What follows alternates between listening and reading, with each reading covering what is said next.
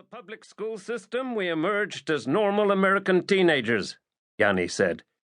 Creating a problem for Westerners who expect Muslims to look and sound like Arabs, Khalid said.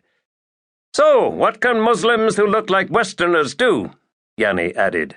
Why, serve Allah as undercover warriors in the great struggle, his brother said. And here we are. We've already checked out the house of our target. It's just off the beach, surrounded by trees, no problem. An easy one, this, Todd said, except that every security camera on every property you passed walking along that beach probably has your faces now. So we'll wear ski masks for the hit, Khalid said.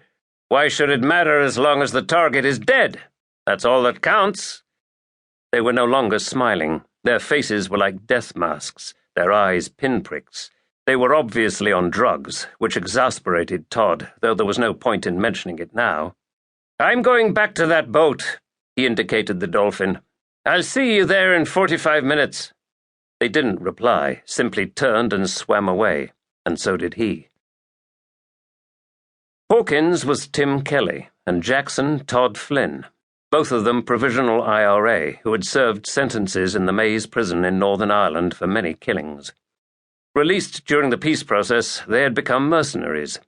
The situations in Bosnia, Kosovo, Iraq, and elsewhere offered highly paid security work, and sometimes rather more than that, for Flynn had been a top enforcer with the IRA, and reputation was everything in the death trade. It brought the cautious phone calls, the offers of the big money that went with them, and the offer for this present job had been very big.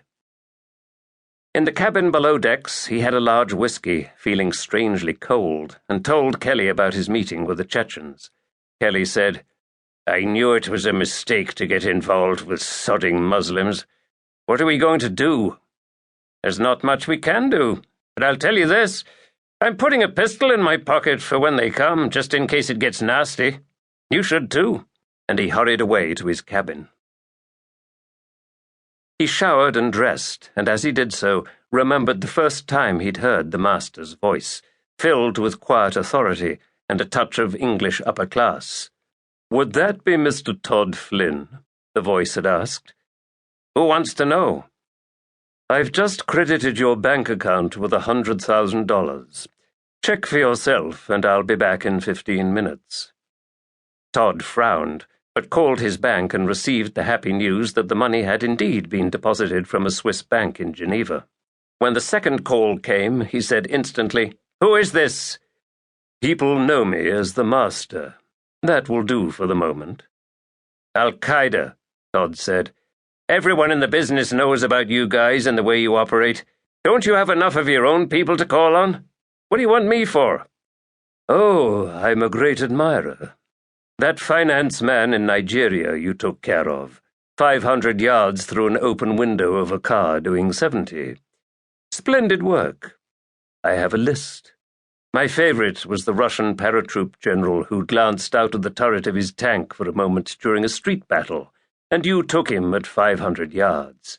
400, Todd said, and it was snowing. So what do you want? I have a target, living quietly in a house on the island of Nantucket with a manservant. I'm sending in a couple of Chechen boys to knock him off. All I need from you is to keep an eye on things and pick them up when they're done. You'll be waiting in a boat off the beach, and they'll swim out to you. So I'm the getaway driver, is that it? Todd laughed harshly. What's he done, this target? No need for you to know. Let's just say he's an old enemy. Todd nodded. And what would be in it for me? You've already got 100,000. That's for you and your friend Kelly. I'll give you another 100 afterward and take care of your expenses. As usual, greed won the day. Add another 50,000, Todd said, which rounds it to $250,000, and I expect the full advance before we go. The man who called himself the Master paused, then said, Agreed. And Todd, some part of him already regretting it, said, Done.